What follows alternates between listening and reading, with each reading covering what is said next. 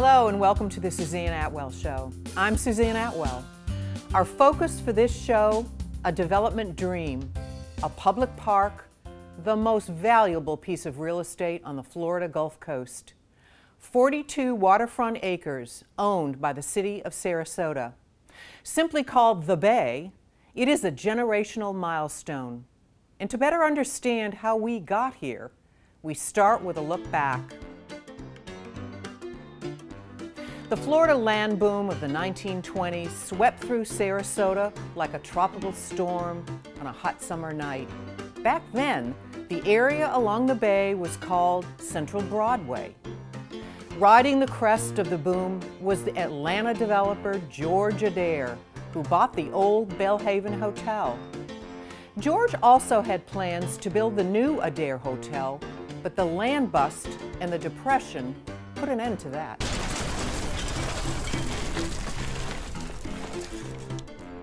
By the mid-1930s, unpaid back taxes led to the City of Sarasota buying the bayfront tract for the whopping price of $15,000. Nearly 100 years later, we don't have much to show for our investment. The WPA-era Deco Classic, the Municipal Auditorium, is still here, and it will have a place in the future plan.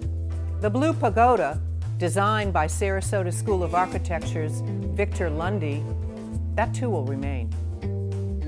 And the centerpiece, the Van Wezel Performing Arts Hall, made fun of as the Purple People Seater when it opened in 1970, it's situated right on the bay and sits dangerously close to sea level.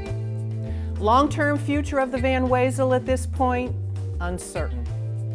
When we look at the bay today, it's not a dream come true. The $15,000 the city paid for a 40-acre piece of paradise remains largely undeveloped and mired in political debate. The gee whiz is crumbling, abandoned, and literally impossible to lease. While arguments about the architectural value are debated, the property has no historic value. The City Commission denied calls to stop the demolition. While a last-ditch court appeal is possible, it's over. Gee whiz is coming down. The worst urban planning failure, literally 2/3 of the 42-acre site, is a parking lot. We're talking waterfront parking. And hopefully the history of neglect and lack of public-friendly space is about to change. One of the key people leading the way forward is Bill Waddell, Managing Director of the Bay Park Conservancy. My role, I spent 31 years at a planning and engineering firm doing a lot of different kinds of projects, but I built over 31 parks in those 30 plus years. And so one of my passions has always been building civic projects like parks for communities. And so my focus is going to be taking that experience that I had and leveraging that to design and permit and implement in phases this amazing park. The BPC, as I'll call it now, the BPC certainly has a lot of stakeholders to serve, public, private, other nonprofits. So the master plan calls for the construction of a new performing arts center. A major cultural stakeholder, the orchestra, has already indicated that they're leaving. What's that all about? So we, early on in the process when we began working on our master plan, the orchestra was considering staying on site. They, of course, as a private entity, are in control of their own destiny, their own future, and they have decided they want their own concert hall. Just like the Van Wezel Foundation has said, we need a new performing arts center. And so in the early stages, we were evaluating whether both of them could stay on our site, either in one building or two.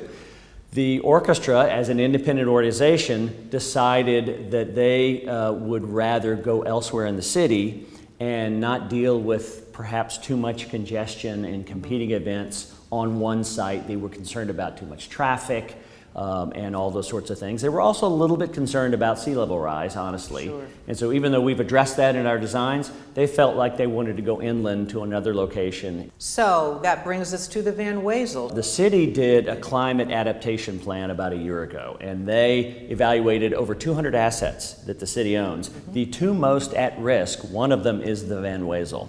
The orchestra pit's already below sea level.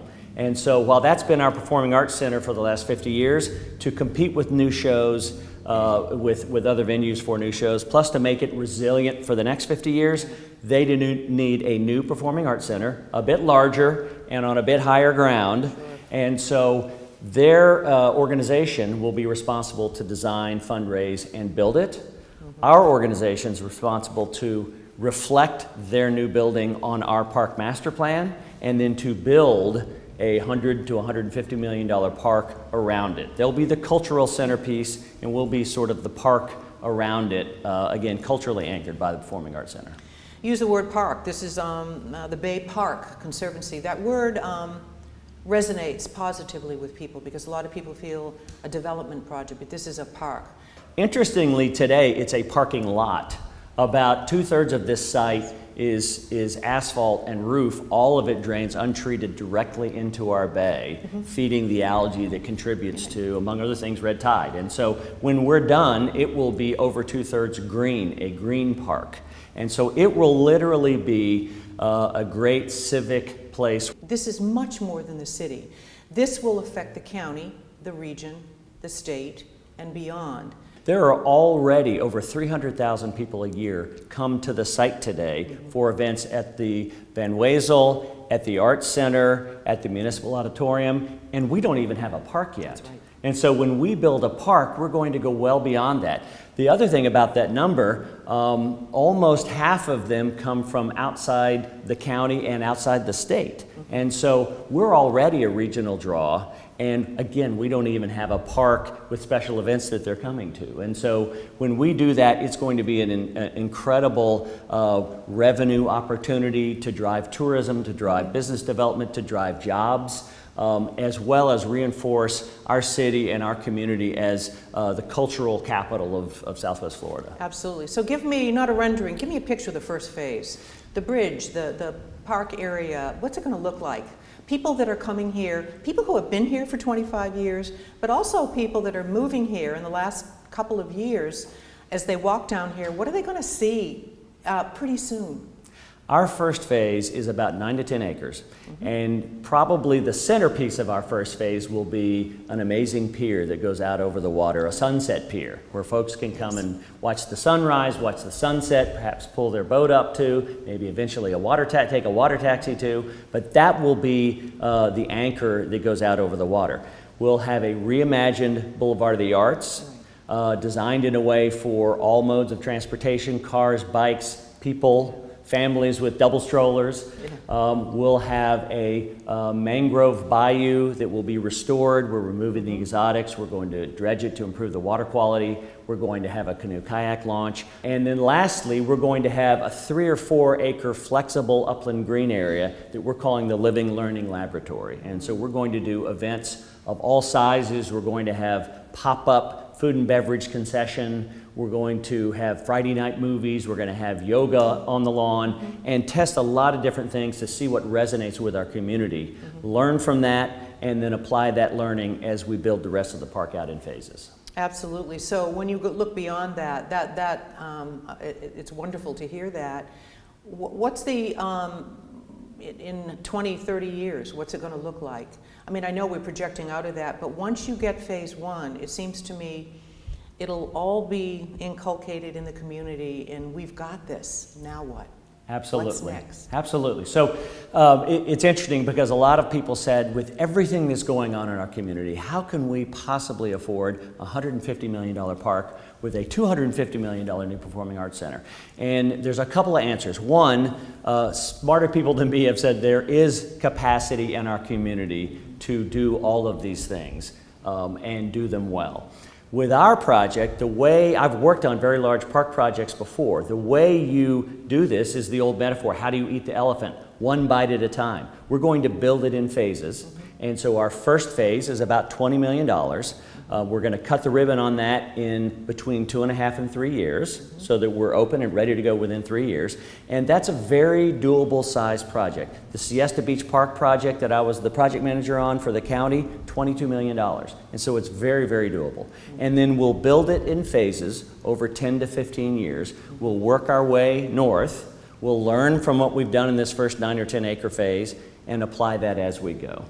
I've always said, I remember when I was on the commission and we were first introduced to this by the team, and when Sasaki came on, that I thought that this is our last great land use legacy, that amount of acreage on the bay.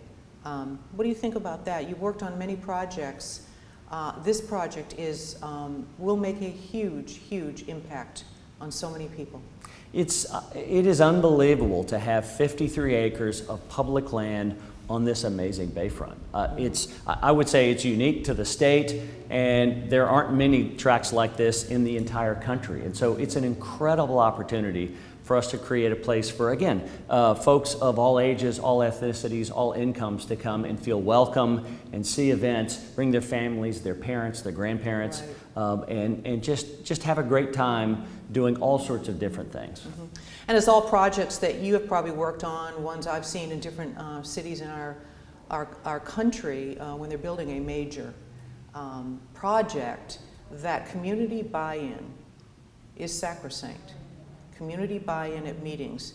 You have had many, many, many community meetings, right? It's incredible. As I said, I've been fortunate to work on over 30 parks, and they all have some amount of public involvement, but I've never been involved in anything with the reach that this one's had. Mm-hmm. We've had, we're close to 200 meetings now, over 30 public workshops with hundreds of people. We got 7,500 surveys online and in person, and our reach is over 50,000. It's just unbelievable. And we have used that, we've honored that input every step of the way, from the master plan alternatives to the draft master plan to the final that was adopted September 6th. And so it really is our community's plan. We're reflecting the desires of our community, and we will continue to do that moving forward. The other half of the leadership team at the Bay Conservancy is a world-renowned business leader, the former CEO of Procter & Gamble, A.G. Lafley. I think the key thing for everyone to understand is that from the beginning, all of this initiative has been funded by private foundations and philanthropists. So the Bayfront 2020 coalition building effort, the creation of the 6 guiding principles, the whole planning board effort, which was 1.5 to 2 years, we raised over $2 million from essentially philanthropists in the community. So the good news is we haven't spent a dollar of taxpayer money yet. Delivered a master plan, delivered a governance recommendation, delivered a financing recommendation. Going forward, as we said in the financial strategy and plan in September, which was approved by the commission, we estimate the centerline capital cost for the first phase of the park, the first 9 to 10 acres, it's going to be about $15 million. We want to raise another $5 million, a couple million to operate a conservancy for 3 years while we build the first phase of the park, and frankly, $2 or $3 million for contingencies and reserves, just to be smart about managing the finances. The process on the private philanthropic fundraising side is we're going to go back to all of the foundations, large foundations, family foundations, and individual philanthropists who supported us the first time, and give them a chance to support us this time, and are in preliminary conversations. They've said they're interested, and that's good. What we said at the commission yesterday, and have said before, is it's hard for most of these foundations and philanthropists to make a firm commitment until the city's made its firm commitment around the partnership agreement. So getting back together on that is going to be really, really important. Well, yes, and the county commission reiterated the same thing. They did. Or Commissioner Hines did, that we need to see the community buy-in. Yes. But what is the community? I've heard also from the county commission that almost a not in my backyard. This resonates well beyond the city of Sarasota, the county and the region and the state. So that argument to me seems to fall. No, I couldn't agree with you more. In fact, on the fundraising side, the Park Conservancy is not only committed to raise money from philanthropists, but also committed to help the city raise money from other government entities. You mentioned the county. They're looking at a tax increment financing idea.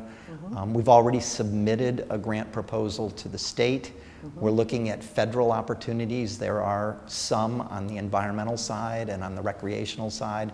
So the whole fundraising basis for support is actually fairly broad. On the community side, my view is the community is any citizen, any resident, full or part-time, any visitor, anybody that lives close enough or even far away who, when they come to Sarasota, wants to visit this public park, which will be loaded with natural resources and amenities. They are the community. They are the community. The users of the park are ultimately the community. So yes, I think the community does have a stake in the Bay Park. If you look at the Van Wezel demographics and you look at the zip codes where Van Wezel patrons come from, there are a lot from Longboat Key, but there are, I bet 40 or 50% of them come from outside of the city of Sarasota.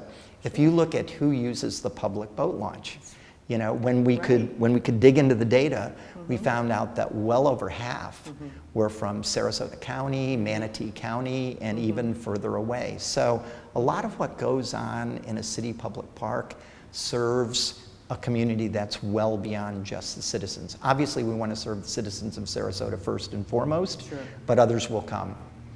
So let's talk about the milestones in order to keep this moving. What do we need to do first, second, third, and also a lot of people are talking about you've got a $150 million project. What are the milestones that we need to meet before we all know where it's going? Okay. I'll take the last part of the question first.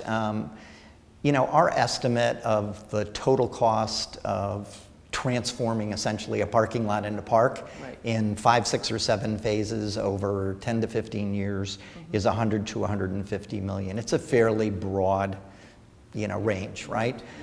Because we won't really know until we get into the details of the second phase design, the third phase design. We do know, as I said earlier, that the first phase is going to cost 15 million in capital cost, another 5 in operating and contingency. So that's really what we need to focus on. And we provided a financing plan in September, which the commission approved. And it's online, you can dig into it. But if you dig into it, you'll see that over half of the sources of funding for the first phase capital, we believe will come from private, philanthropic, and foundation sources. The second biggest contributor, we believe, would be a TIF if the county and the city agree on it. And then there are other government and grant sources. In terms of milestones, the master plan was approved by the City Commission 5-0 for the entire site.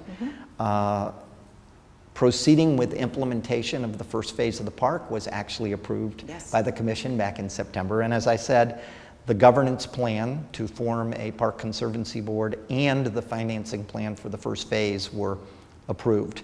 So the next step is the city and the Park Conservancy agreeing on what we're calling a partnership agreement.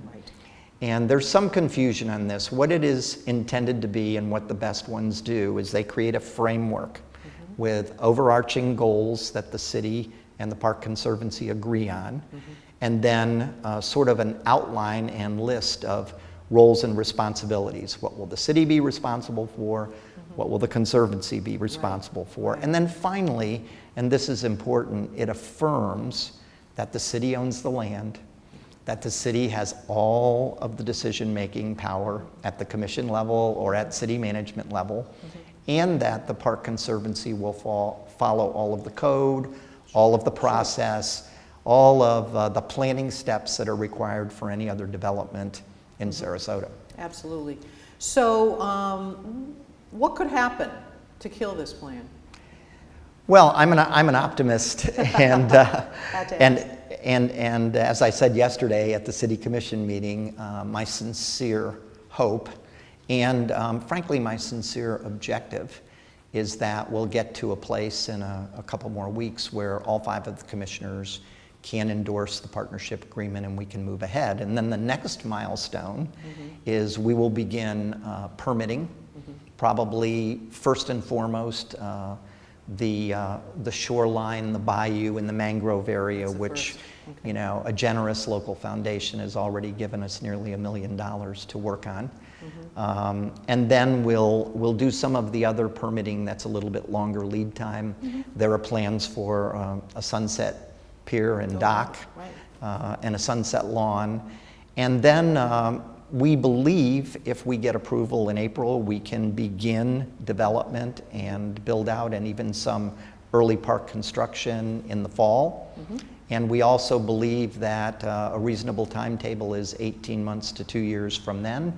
So we could have 9 to 10 acres of park open to the public as early as the spring of 2021. So we won't make 2020, which was the original Bayfront 2020 vision, but I think all things considered, if we're open in early 2021, that would be great for our community and our city. Absolutely, and the buy-in, I think from the get-go, this has been important, that you have this park, and urban park, which people talk a lot about, what a glorious urban park. And that word is important. This is a park. Because a lot of folks have thought this first development that you're doing is just going to put in some high-rise condos, and it's not the people's park. Well, it is. It is, and at the risk of embarrassing you, I remember our first 2 meetings when you were still on the commission, and we had a great conversation at the second meeting, and the conversation was about what do the commissioners not want to see on the 53 acres. And I always tell people, getting clearer about what's not in is as and sometimes more important than getting clear about what's in. Absolutely. And so, you know, no major retail, no high-rise residence, no commercial buildings, right? So there still will be plenty of amenities here, a wide range of fitness, health, recreation, arts, culture, all kinds. But the kind that works in open public space, the kind that works in parks, the kind that works on a beautiful bay like we have here in Sarasota. You're just describing community access. We all, people that come down to our meetings, we want access to whatever. We don't want the gates. We want access to our urban park. I think that's incredibly important. Sarasota is known for its arts and cultural and performance amenities, and I mean, it's unbelievable. It's one of the reasons why a lot of us come, right? But the fact of the matter is that all of them charge admission. They have to keep going. And a park's different. A park is free. So by definition, everyone's welcome. A park is common ground. It's a gathering place, you know, where people can come together. And frankly, people come together who maybe wouldn't normally come together in their neighborhood, or maybe wouldn't wouldn't be able to or wouldn't feel comfortable doing it. And so what we want to do is create a place that's environmentally responsible and beautiful, but also, frankly, just welcoming and accessible and available to everyone. And I think since this has all been going on, we've been blessed with having very smart people, a lot of people involved, talented groups of people, whether through the environment or how we're going to build all this. We've had the best and the brightest to come and help the community realize what is going into this project. You know, I talked about that specific subject a bit at the commission yesterday because it's a really important point. It's amazing the caliber and quality of worldwide, world-class design and urban planning firms that competed for this design and master planning job. It's also been amazing the people who have come and volunteered on our government's working group, on our finance working group, or they come in and provide us advice, or they help us with resources. I mean, Kathy Layton mentioned yesterday, and you see today, I mean, our staff is 2.5. I'm the half. I know. Okay? Right. So we get a lot done with volunteers and resources, and people, frankly, who not only care, but also have sort of the capability, the capacity, and the relevant experience. Oh, yes. You know, Sasaki has done 25, 50 civic spaces and parks like this. Bill has done over 30, 16 on the Gulf Coast of the West Coast, the Gulf Coast of Florida. So we've assembled a team that can do it, Sure. and importantly, wants to do it for this community and this city. That's wonderful. One last question. Sure. As the startup CEO, how long do you expect to be the CEO? If I do my job before the Park Conservancy begins to take on the responsibility of managing and operating the first phase, which we said we hope would be done, you know, in the spring, ideally, of 2021, we'll have a long-term CEO in place. But ultimately, the City of Sarasota signs off on everything. And the man responsible for integrating the Bay into the city's future is Planning Director Steve Cover. The Bay project, one of the evaluations that they're going through right now is how will transportation access the site? Right. How much parking do they actually need on the site? You know, if there are more transportation options, that means less parking is required on the site. And so, and then we're also looking at if we do have a water taxi system, that this might actually be one of the stops. What do you bring? You've had a fairly short tenure here. What did you bring from other communities that you can parlay into this? Well, from a transportation standpoint, when I was in the city of Atlanta, we did the city's first transportation master plan. And if you've been to Atlanta, you can probably recognize they hadn't done a transportation plan up to that point. But anyway, one of the things that is similar to this is the Beltline project in Atlanta, which now is this major 22-mile loop around the downtown area of Atlanta. It's a transportation corridor, it's a redevelopment corridor. And so, you know, with our transportation plan and the things that we were doing there, we introduced a new zoning ordinance to make it happen. Right. So I'd say that's directly related to what we're doing here. The Bay project, obviously a big project, and we're doing a transportation plan. Well, yes, I would think that we're dealing with this huge project, an outdated zoning code. So you're going to have to be dealing with this. That would be an undertaking, I would assume. And we're actually working on that right now. Okay. We're looking at really 8 or 9 key things in our zoning code right now that need to be updated. And with the first phase of this whole project, they talk about pedestrian bridges. Let's talk about bridges for a moment here. And where there's a lot of discussion about how they work and how will they work along with the succession of roundabouts on 41. That's a great question. As you know, we have about 4 or 5 roundabouts that are coming in this particular area. What we want to see first is after they're completed, we want to see how well the cars and the pedestrians function in those roundabouts.